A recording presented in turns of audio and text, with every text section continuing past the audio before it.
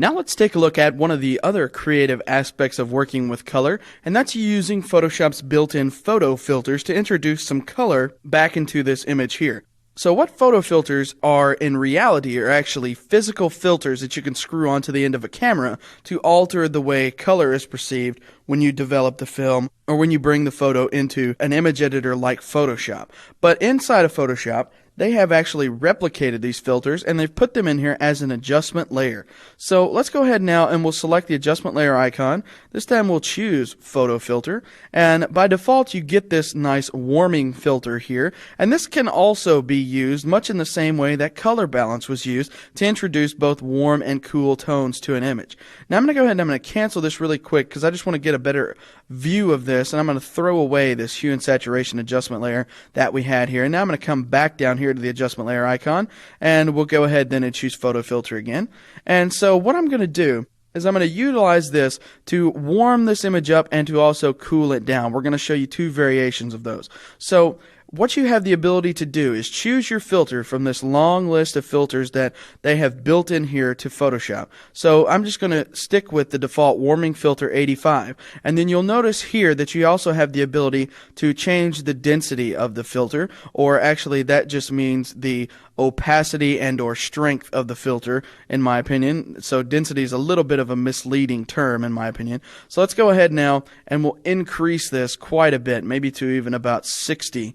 And you'll notice when I do that, if you push it too far, you're going to start to get some pretty wacky results, especially if you're working on an image like this one that has a lot of colors that don't mesh well with these warming filters. Like for instance, this green does not mesh well with this orange at all, and you're getting some really interesting patterns along the side of his face and things like that. If you push it all the way up to 100, you're going to get some really nasty color halos and very distorted color variations all the way around the image. So you got to be careful when you're messing around with this density slider, and when you're introducing these photo filters, you need to know that less is probably more with these, because when you're adding in a warming filter, you're only trying to warm it up just a little bit. You're not trying to push it to the extreme to where the entire image turns orange, or if you're trying to cool it off, you don't want the entire image to turn neon blue or something like that. So just mess around with this slider here, and I would say stay between the 10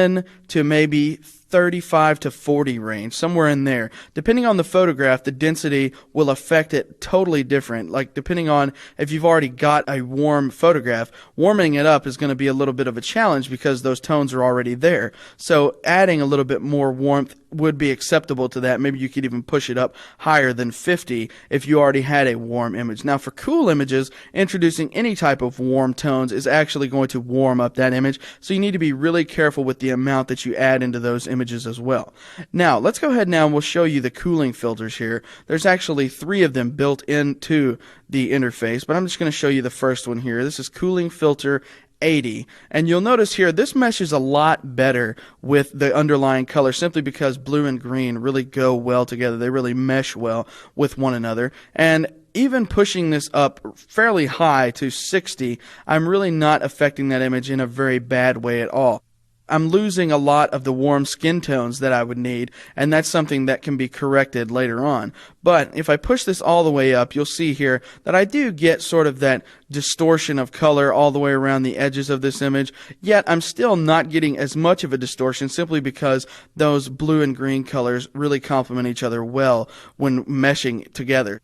So you'll see here just how effective it is to use these photo filters to control the temperature or tint of these photographs as well. Now again, you can achieve similar results to this in Adobe's Camera Raw, and I do recommend that if you are familiar with Camera Raw and comfortable working inside of it, that you need to go ahead and do that simply because of the amount of control and flexibility you get with that. However, if you're not comfortable with that and you really want to stick within Photoshop, these controls are totally acceptable as well. Now the last thing I'm going to show you in here is this little checkbox down here, which tells you to preserve luminosity.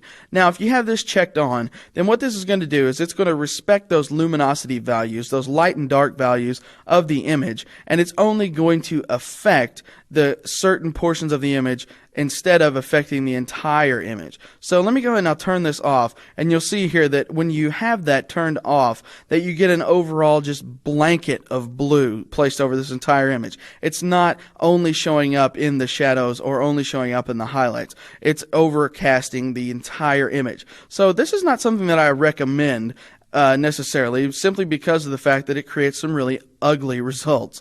So go ahead and keep preserve luminosity turned on, just so you get a little bit better control and an overall better composition when you're finished, so that you can maintain all of that tonality in the image once you're finished. And then once you're finished adding in these filters, you can simply come up here and click OK, and you have that nice photo filter applied to your image, and it's an adjustment layer. As always, you can come in, tweak those settings, or even mask out any of the areas that you didn't want by using the layer mask that's attached to the adjustment layer here in the layers panel.